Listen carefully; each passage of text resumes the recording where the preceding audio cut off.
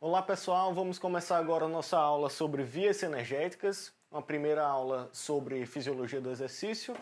Então, para começo de conversa, o que é o metabolismo, né? O metabolismo são aquele conjunto de reações que acontecem no nosso corpo para manter em funcionamento. A gente vai falar mais especificamente sobre o metabolismo energético no exercício físico, né? Então, quais são as reações que acontecem para que o nosso corpo produza energia para que a gente possa fazer os exercícios físicos. Então, o nosso metabolismo energético pode ser com a presença de oxigênio ou sem a presença de oxigênio. Quando ele ocorre sem a presença de oxigênio, ele é chamado de anaeróbio, e com a presença de oxigênio, ele é chamado de metabolismo aeróbio. Ainda dentro do metabolismo anaeróbio, ele pode ser com a produção de lactato ou sem a produção de lactato. Quando não ocorre a produção de lactato, ele é chamado de metabolismo anaeróbio alático, e quando ocorre com a produção de lactato, ele é chamado de metabolismo anaeróbio lático. Então vamos lá. Quais são os substratos, quais são os combustíveis utilizados nessas reações, né?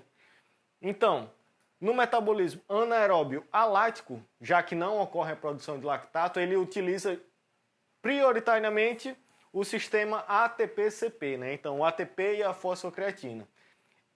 Esse substrato já está presente nos músculos, ele dispõe de uma energia em alta quantidade, mas em uma curta duração, né? Então, é o que ocorre, por exemplo, em sprintistas, aqueles corredores de 100 metros de atletismo. Eles utilizam uma grande quantidade de energia em um curto espaço de tempo. Então, a partir desses 10 segundos, a gente começa a utilizar outra via, que é a via anaeróbia lática. Ela utiliza principalmente a glicose, só que ela não quebra a glicose totalmente para produzir essa energia. Como é uma quebra incompleta da glicose, ela acaba formando também o lactato, que é justamente por isso chamado de anaeróbio lático. Ela produz uma boa quantidade de energia, mas também é uma quantidade relativamente pequena de tempo, né? Por volta de 180 segundos. A partir disso, a gente já começa a usar o sistema aeróbio, né? Que é justamente com a presença do oxigênio para produzir essa energia, degradando os ácidos graxos e a glicose. Então, resumindo, o sistema ATP-CP é mais conhecido também como fosfagênios. O sistema anaeróbio lático, com a produção de lactato, ele é conhecido como sistema glicolítico, justamente por quebrar essa glicose, apesar de ser de forma parcial. E o sistema aeróbio é mais conhecido como oxidativo, justamente por utilizar o oxigênio nas reações e conseguir quebrar por completo tanto a glicose como os ácidos graxos. Então, de forma resumida, o sistema dos fosfagênios promove uma alta quantidade de energia em um curto espaço de tempo. O sistema glicolítico, ele já produz uma boa quantidade de energia por um tempo um pouco maior do que o dos fosfagênios, por volta de 180 segundos. E a partir daí, o sistema oxidativo, dependendo da intensidade, obviamente, ele se mantém durante todo o exercício, utilizando dos ácidos graxos e da glicose para produção dessa energia. Vamos responder agora algumas questões. A primeira questão é da Universidade Federal Rural de Pernambuco, cargo técnico desportivo 2014. O recordista mundial dos 400 metros rasos percorre a distância da prova em 43 segundos e 18 centésimos. Considerando o metabolismo bioenergético desse atleta e as características de fornecimento de energia durante a prova, pode-se afirmar que o atleta percorre a distância utilizando predominantemente a...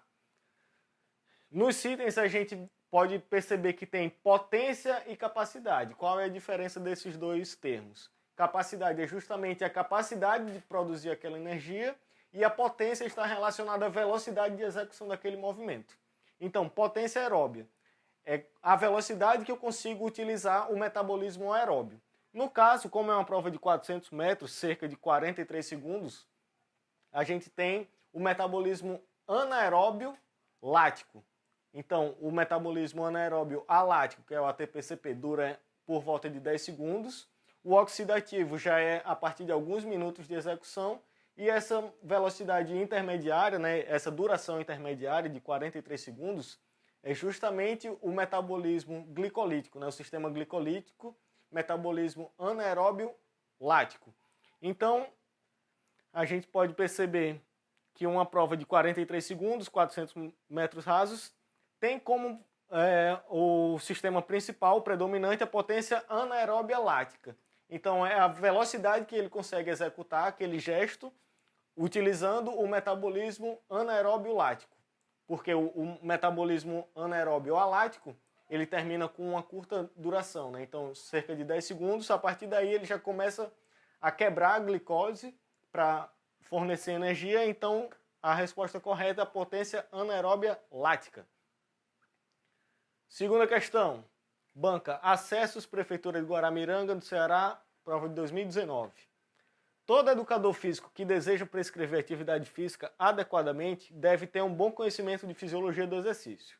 Sendo assim, para prevenir a obesidade, o profissional da educação física deverá prescrever exercícios que utilizem predominantemente qual via metabólica. É interessante ele sempre destacar esse predominantemente, né?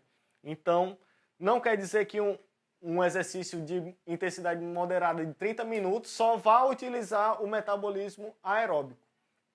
Porque os outros sistemas também vão trabalhar fornecendo aquela energia, mas predominantemente ocorre uma via de produção de energia, né? Então, nesse caso, para prevenir a obesidade, a gente tem justamente o sistema oxidativo, já que utiliza dos ácidos graxos para produzir energia, né? Então, são exercícios de intensidade moderada, de uma duração um pouco maior, utilizando principalmente os ácidos graxos para produzir energia. Resposta correta, letra D. Vamos para a próxima questão. Prova da Residência Integrada de Saúde da Escola de Saúde Pública do Ceará, cargo Educação Física, prova de 2019.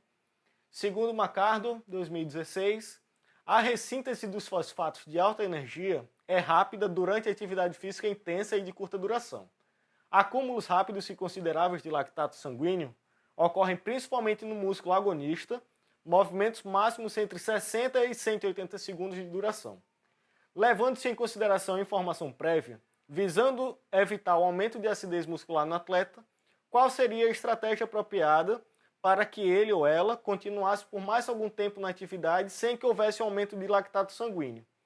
Então, destacando alguns pontos, visando evitar o aumento de acidez muscular no atleta, continuasse por mais algum tempo naquela atividade sem que houvesse um aumento de lactato sanguíneo.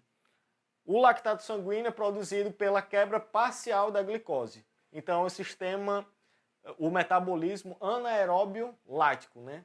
Ele quebra a glicose, mas por não quebrar completamente, sobra o lactato. Então, nesse caso, para evitar que o lactato aumentasse, o ideal seria diminuir a intensidade para que a via principal fosse a via oxidativa, que quebra completamente a glicose e também os ácidos graxos, né? Não produzindo o lactato. Então, resposta correta aqui seria a letra A, justamente diminuir a intensidade do exercício para que a via oxidativa fosse a predominante e não ocorresse a produção do lactato. Finalizando nossa aula sobre vias energéticas, a gente fez um breve resumo aqui sobre cada sistema, relembrando o metabolismo anaeróbio alático, com a produção do ATP e a fosfocreatina, metabolismo anaeróbio lático, com a quebra parcial da glicose e formando o lactato, e o metabolismo aeróbio, com a quebra do ácido graxo e a glicose, sendo o sistema oxidativo. Então, nossos contatos. Você pode entrar em contato com a gente pelo e-mail, que é conc.edfisica@gmail.com, ou pode seguir a gente lá no Instagram, @concurso-edfisica. Lá a gente posta diversas questões comentadas, novidades de editais, dicas de materiais. Lá você também pode encontrar o link para adquirir o nosso e-book, que conta com diversos resumos e questões gabaritadas sobre alguns temas recorrentes em concursos. E também pode se cadastrar para receber uma prévia desse e-book gratuitamente. Então você faz lá seu cadastro, coloca seu e-mail, escolhe qual capítulo quer receber e vai receber diretamente no seu e-mail. Então, obrigado, eu sou Eduardo Augusto, até a próxima aula.